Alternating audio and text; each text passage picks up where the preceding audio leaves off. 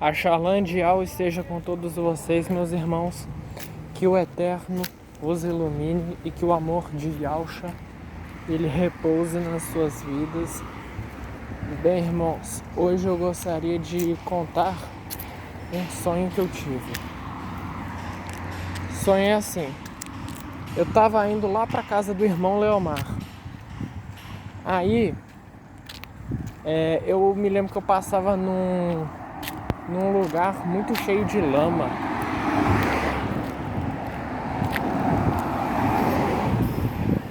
E, bem, daí,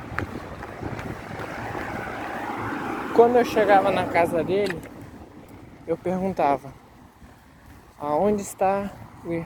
Não, eu falava: eu vim aqui pra ver o irmão Leomar e o irmão Evandro. Aí eles falavam: não tá aqui. Então, eu não me lembro se era no porão, se era no sótão. Acho que era no sótão, porque eu olhei pra cima e vi negócio de madeira. Aí percebi que eles não iam me receber. Eu justamente o pé. Fui meter o pé. Só que antes disso eu vi várias outras pessoas. Aí eu falei: ixi. Aí fui embora. Aí continuei. Continuei indo.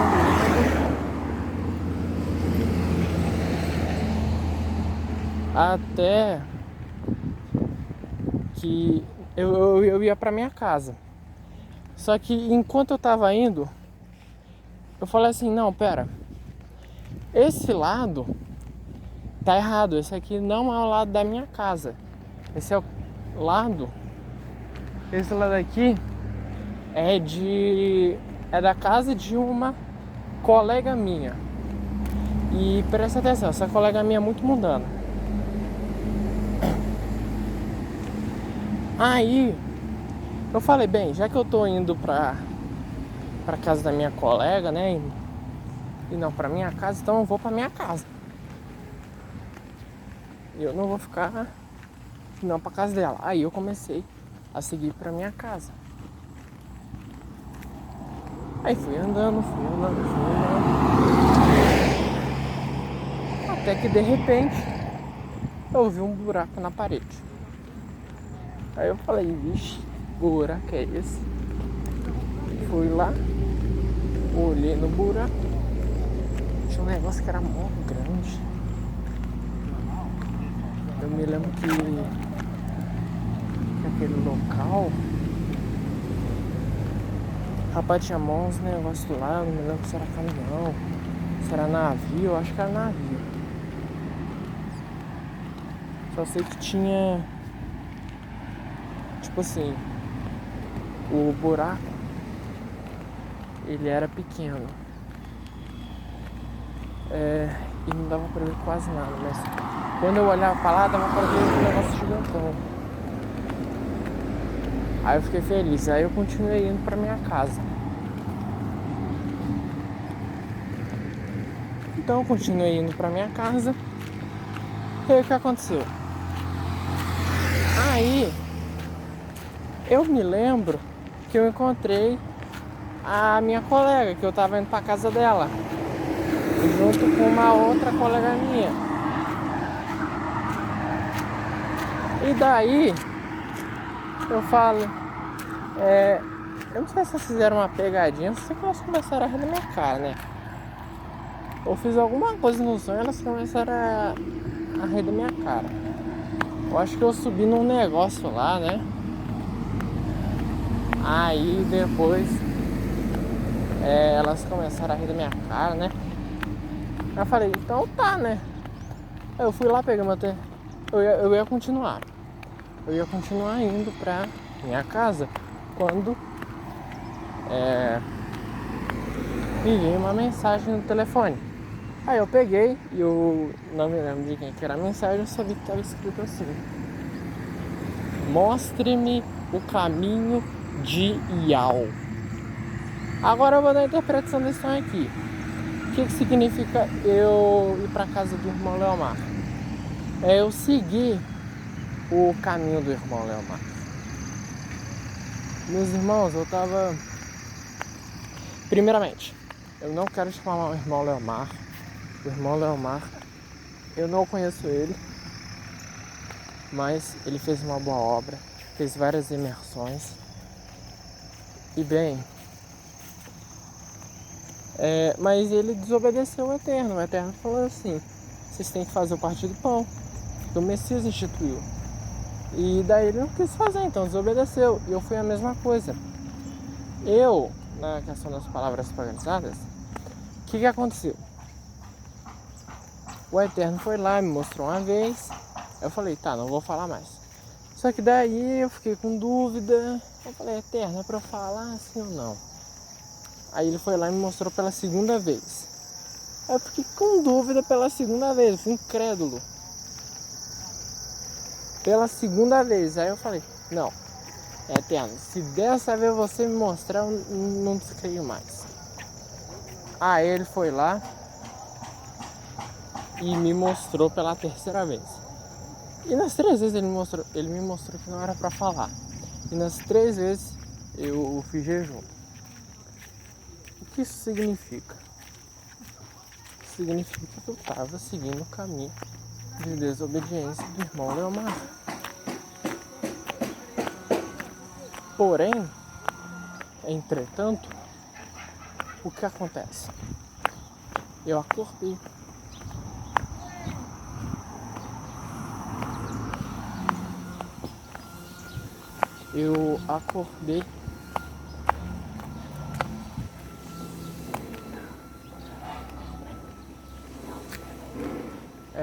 Bem, só que daí eu acordei pra ver. Eu vi que o que eu estava fazendo era ruim. Eu saí desse caminho. Vamos continuar. Aí eu tô indo pra casa da minha amiga que é mundana. O que significa? Que eu tô indo com ela. Ah, desculpa aí, irmão. É que eu passei lá. Eu não sabia que tinha um cachorro ali. Vamos continuando. Então, uma amiga minha, ela é muito mundana. Então quer dizer que eu tava começando a seguir o caminho do mundo. Mas daí eu acordei de novo. Eu falei, não, vou seguir o Eterno. E realmente, eu acho que eu tava caindo. Só que daí o Eterno me acordou de novo, nesse dia 5. Aí vamos continuar. Aí eu comecei a seguir meu caminho. Aí tinha duas amigas minhas. Aquela que eu falei, não é? Que eu tava indo pra casa dela, e mais uma outra. Aquelas lá são as igrejas evangélicas e a igreja católica. E eu fiz um vídeo lá falando que o arrebatamento era para acontecer, tudo indicava que iria acontecer no dia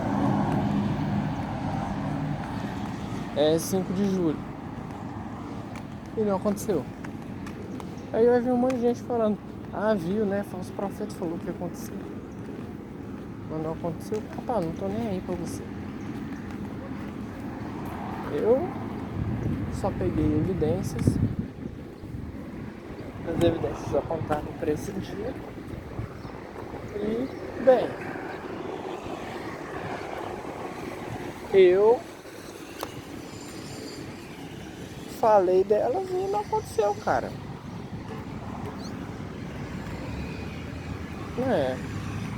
Eu tinha provas, tinha evidências disso, mas não aconteceu. E daí eu vou continuar buscando a terra.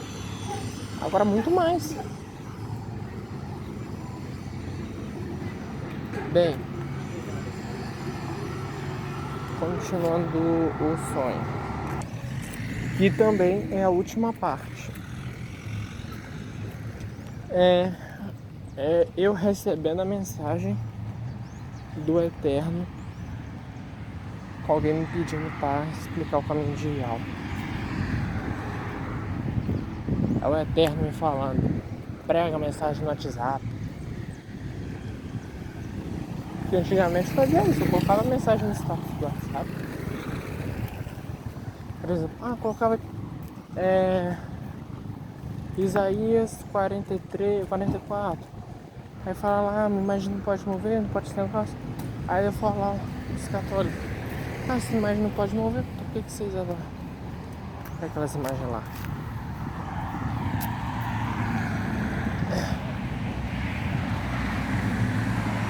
Não é? Então, meus irmãos, é o Eterno falando para eu também pregar a palavra dele pelo WhatsApp. Antigamente eu fazia isso, mas eu parei, eu desfaleci.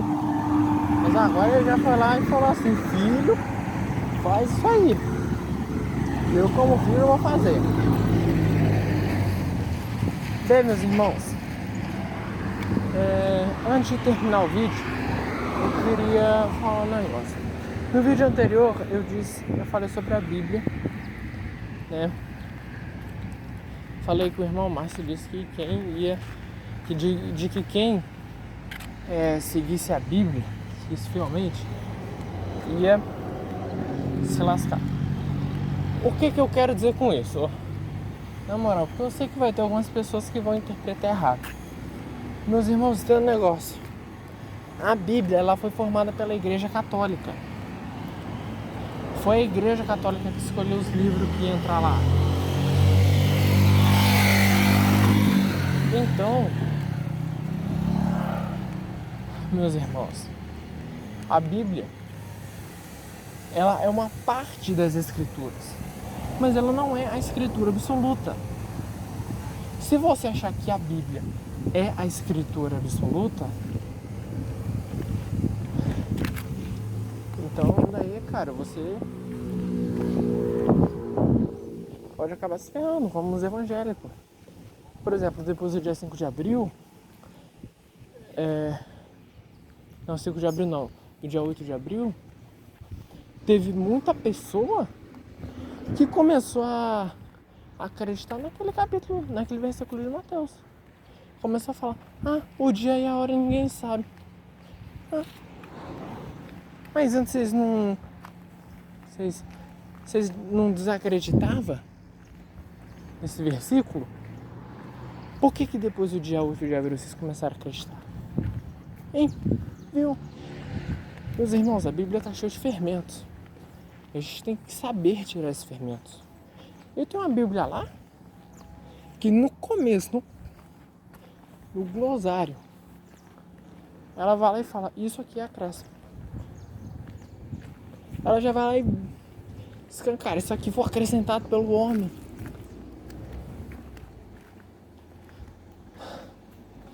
Mas, meus irmãos, eu não quero falar, parem de ler a Escritura, ou que a Escritura é falsa. Não, pelo contrário, tem muita coisa boa lá.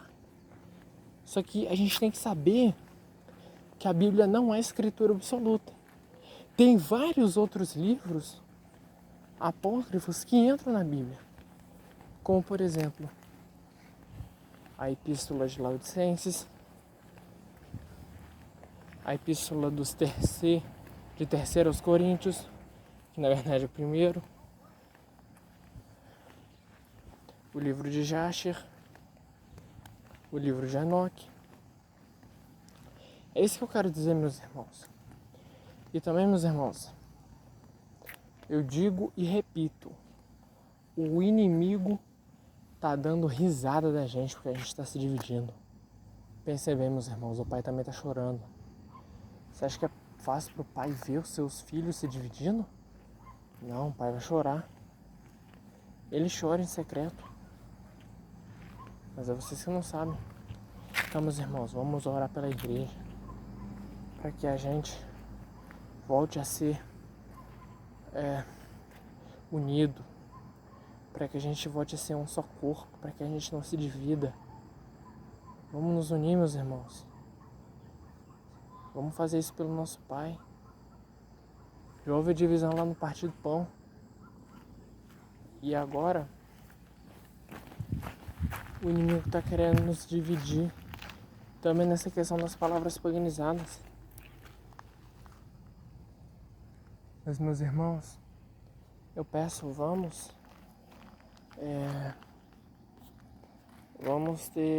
nos unir. Vamos pesquisar também muito para ver essa questão. Eu acredito, se você não acredita, vamos ficar de boa. Se você quiser tentar ver pelo meu ponto de vista, tudo bem. Eu também posso tentar ver pelo seu. Mas meus irmãos, vamos nos unir. Vou falar um negócio. Sabe qual que é a estratégia do inimigo? Eu vou falar assim. Vou falar de uma forma que vocês entendam. Existe tropa A e tropa B. Então, a tropa B, ela sabe que com a tropa A, ela não pode. Daí ela vai lá. Só que se a tropa A se dividir, por exemplo, se a tropa A tiver 1000, aí 250 sair da tropa A e formar... Aí eles vão se dividir, a tropa A1, que tem a maioria, e a tropa A2, e a tropa A2, que tem os 250 que saíram. Vai ficar mais fácil pra tropa B, que tem 1000, derrotar eles. E é isso que o inimigo tá fazendo, tá querendo dividir pra conquistar a gente. E não vamos deixar isso acontecer, meus irmãos, por favor. Bem, meus irmãos, é isso que eu queria falar com vocês. Que a Shalom de Deus seja com todos vocês, que o amor de Deus repouse nas suas vidas. E até o próximo vídeo, meus irmãos. Tchau.